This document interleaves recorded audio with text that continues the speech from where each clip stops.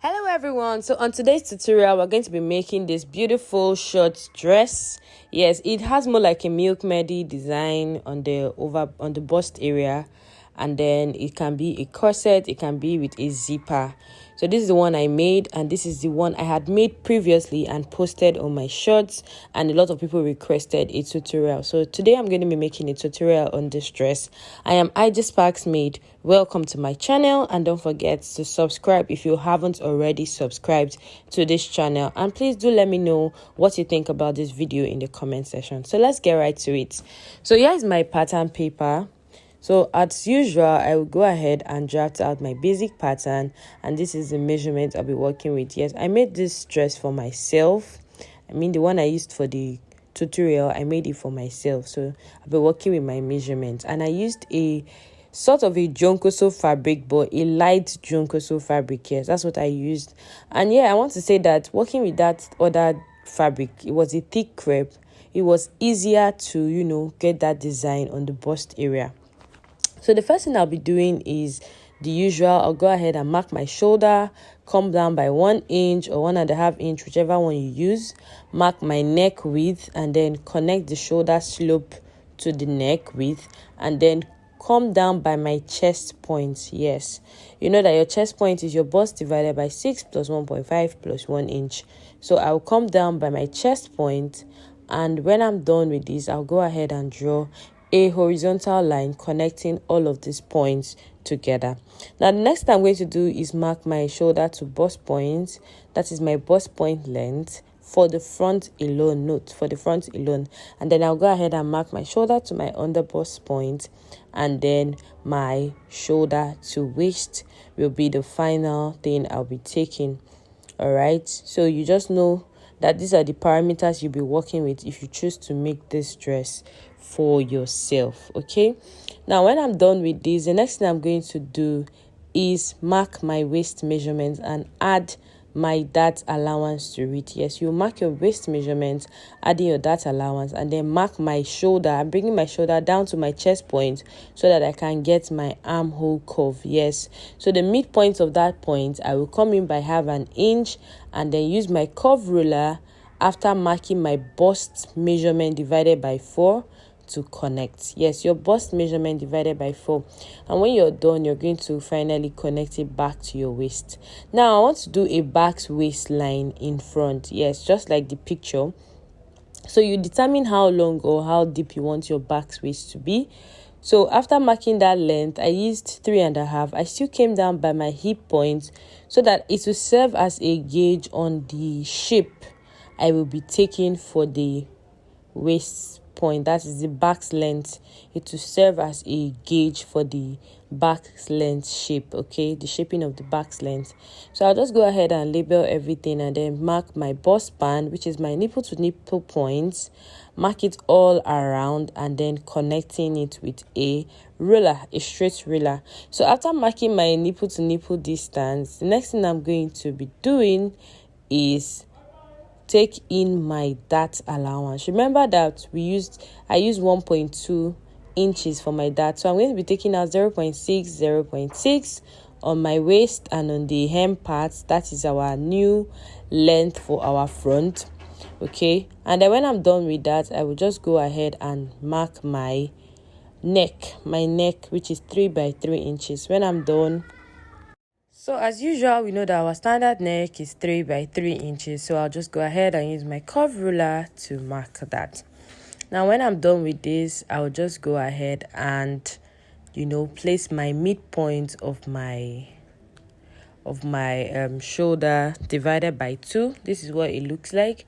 And when I'm done with that, I'll just go ahead and just rush and do the back pattern. Now the back pattern is the same thing. The only difference is that we have our back length and we have the front length. Now this back length and front length, you do not use it in all cases, but we are using it in this case because we have a half length connection and we have a bustier to make. So it helps to give your bustier a more pronounced fit around the bust area, when you close the bust darts and all. So my half length for the back is 14.5 inches.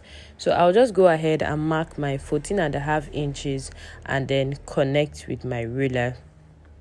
So when I'm done, the next thing I'm going to do is mark out my waist measurement divided by 4 plus that. Now this that allowance, you're only going to do it if you are going to put a zipper at the back. And if you're not putting a zipper at the back, I would just advise that you stick to the initial waist measurements, because you're going to put loops at the back to snatch. But you can do more than this. You can even take in more than the waist measurement. Depends on how snatched you want it to be. Okay, now I'll be going up by the sides by half an inch because I don't want this top to be below my armpits. Yes, so I'll be going down by half an inch and coming in by 1 inch, and then that's on the waist area. I'll be coming in by 1 inch. Then on the chest area, I'll be doing 1.5 inch or 2 inches. So it's totally fine, whatever you choose to do. Remember that I said that because I'm going to put boning and loops at the back, I am not going to be working with that allowance because I want it to have a snatch effect at the body. Then when I'm done, I'll transfer my bust dart difference, which is your difference between your half length in front and your half length at the back. I'll transfer it back to my front pattern and then go ahead and open up my mid shoulder point. Your shoulder divided by 2 is your mid shoulder. I'll go ahead and open it so that I can close my bust darts. And when I'm done closing my bust darts, I'll go ahead and replace the excesses because you have to blend in. Yes, so when I'm done blending in, I'll go ahead and do my over bust point where I want my over bust length to start from. So you can do lower, you can do higher. Okay, it's totally fine. So I used 4 and I took out 1 inch for my over bust tightening. I did 1 inch for my over bust tightening. Now when I'm done, I'll use my curve ruler and get that curve meeting the over bust points on both sides. And when I'm done doing that for the over bust points on both sides, I'll do the same thing for my under bust tightening. Now if you've been watching my video, you would know how I do my under bust tightening. So basically I will get my under bust divided by 4. My under bust is 30, divided by 4 is 7.5, and then I'll measure what I have here. You can see that what I have here is 9.7. So you're going to subtract the 9.7 by the 7.5, and then the excess you get is what you would use for your underbust tightening. Now note that you can even do more than the excess you get. Yes, especially if you want that your bust area to be really pronounced. Yeah, but if you work with what you have in total, it is absolutely going to give you a good result. Okay, and don't forget that when you are done, you must blend in because you do not want a pointy breast. Yes, you must ensure that you blend in after getting your curve. You blend at the side. Now the same thing I did at the back when I raised up half an inch, I will still do the same thing to the front because it's going to have a connection together. And don't forget that our neck is a square neck, so I'll go ahead and just draw out a straight line connecting the square neck. And when I'm done, I will meet up my underbust to connect with our dart lines. Yes, to connect with our dart lines. Now if I am doing just a zipper, this is okay by me, but because I am not putting a zipper, I will further add more darts to this waist because I want it to be snatched, to have a little bit of snatch. Now this is not the real snatch, and this is not a corset kind of snatch, but it is just it's just going to give that little snatch effect, not too tight and not loose. Okay, because we are tying the back. So that is all that I removed. So you can do more, you can do less. Then when I'm done, I'll go ahead and just put out my back waist tightening, my back waist shape. Okay, when I'm done, I will fold the paper together just so that I can blend in. Now if you fold it together, you realize that the other side is lower than what you have on the center front area. Okay, so if you do that, you would see the difference. Alright, so when I'm done doing this, I'll just go ahead and show you what I have here. So don't forget that we brought down our dart point and we have to close our bust dart. Yes, we have to close the bust dart to get this shape. So when I'm done, I'll just go ahead and cut out my pattern. This is an under bust sort of clothes. The under bust area will be separated and the under bust towards the over bust point is the part that would form the bust area alone. Okay, while the under bust area down to the back waist will have the corset or the tightening that you desire. Okay, so that's what I did here. So I went ahead to just cut out everything, and now it's time to transfer to my fabric. Now, transferring it to my fabric, I will be using my hairstay first to interface every part. Yes, I'll be using my hairstay to interface every part, and I'll be adding half inch allowance all around. I did half-inch allowance all around because it is my dress, and I know that there will be no need for any form of amendment. So you can do 1 inch, you can do half an inch. And for that wadding, I'll be using it for the cup area, that's the bust area. So I went ahead to cut every corner already. You can see that it has been interfaced with a cotton hairstay. Now I'll go ahead and add my wadding to only the front area and only on the lining. Though you can do yours on the main fabric, you can do yours only on the lining, just like I did mine. Okay, so it's absolutely up to you. At this point, I had gone ahead to turn my clothes and I prepared my gathers already. You can see that I already turned everything, and I have a lining for even the lower part. Yes, I have a lining for the lower part, and while watching this video, you will know why I need a lining for the lower part. So when I'm done with this, the first thing I'll do is, place the extra pieces. Remember that you need an extra piece that you will drape on to get that, bust effect, that design on the over bust, on the bust area. Sorry, not the over bust. You need an extra fabric. So whatever you do, however you cut, I used the total of 2 yards. Remember that this 2 yards is by 60. Yes, and I had to join the gathers area. So whatever you cut, make sure that you keep this extra piece. So this is the extra piece. I will just take my front, that is the part where I have the over bust down to my under bust point. I will take it and place on top and cut. Now, if you look at this piece, it is not enough. Like, it's not as full as it should be because the fabric was limited. Okay, so I couldn't get a real full draping effect, but I was still okay and I'm satisfied. You can see the result already, that it was not bad at all. So yes, you can actually manage a 2 yards or a 2.5 yards. So when I was done, I went ahead to gather the lower parts. That's the part that will be connected to the under bust point. I went ahead to gather it, as you can see. And when I'm done gathering it, I'll go ahead to stitch it to the under bust point of this top. Note that this is done to the front, not to the lining. This is done to the front of the dress. So I'll go ahead and just stitch it and hold it down. So this is where I'll go ahead, stitch it, hold it down, and then the next thing I'm going to be doing is, try to iron it out to get those pleats that you see.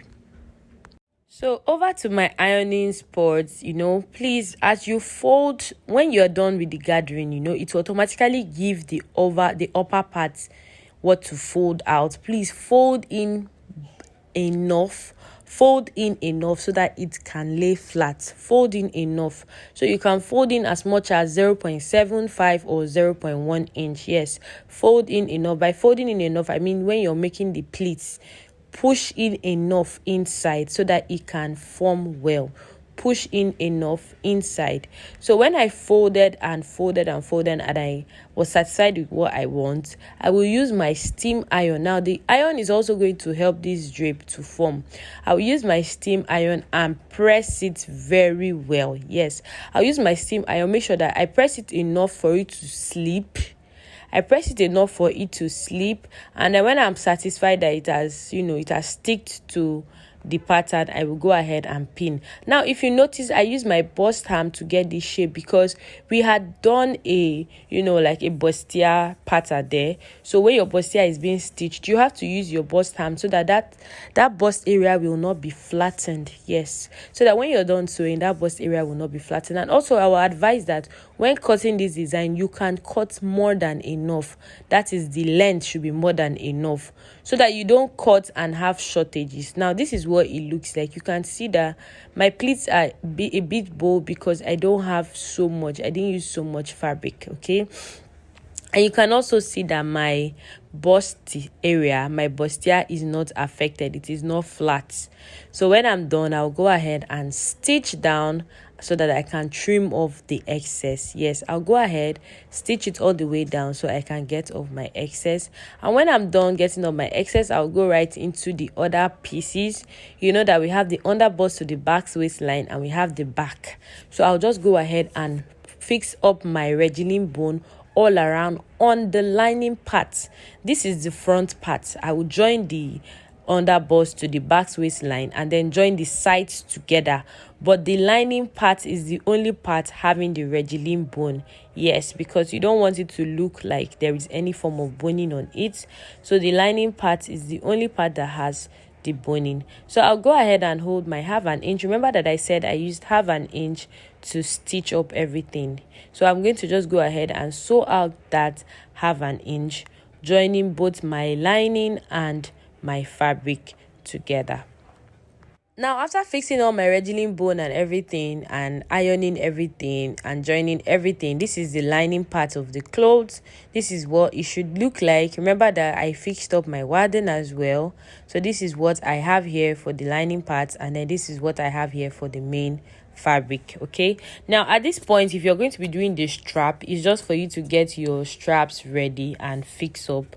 But for me, I will be closing up everything because I want to put an actual sleeves, though the sleeves is just joined by the sides because it is an elastic sleeves. Okay, it's just going to be joined by the sides. It's not a serious sleeves. But for those putting strap, you can go ahead and fixing your strap before you turn the neck or the chest of this cloth. I went ahead to prepare my loops. You can buy this shambala, this rope, and fix up your loops, but for me I did not have that, so I just used the fabric and made something as tiny as possible, and then I went ahead to sew up all of these loops. Now you can see that I fixed it one by one, touching each other.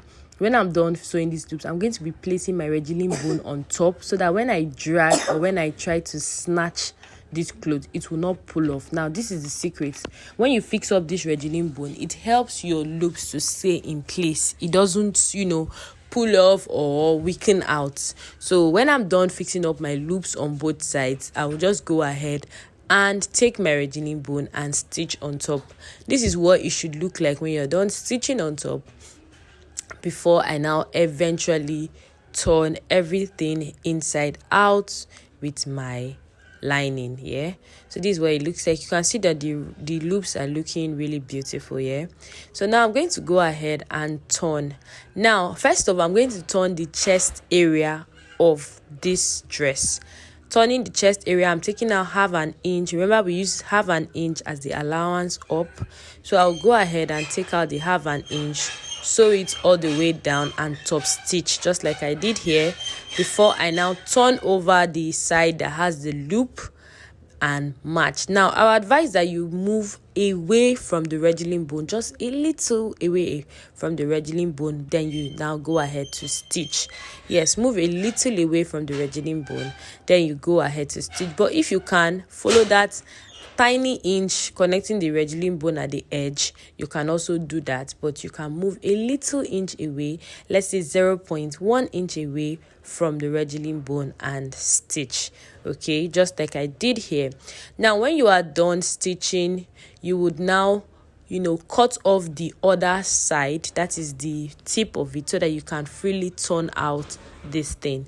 So this is what it looks like. You can see what I did. I moved a little inch away from that regilling bone. You can see that I moved a little inch away from the regilling bone and sewed all the way and then turned it out. I had to notch the upper part so that it will not have that unleveled feeling.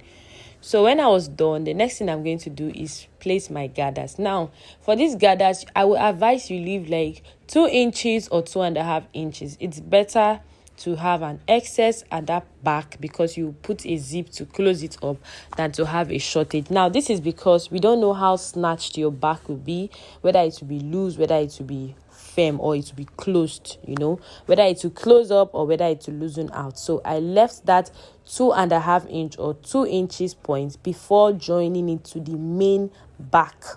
Yes, before joining it to the main back. Now the essence of the lining now is that it's going to cover it up. It's going to cover it up, starting from the 2 inches or 2.5 inches you'll be leaving.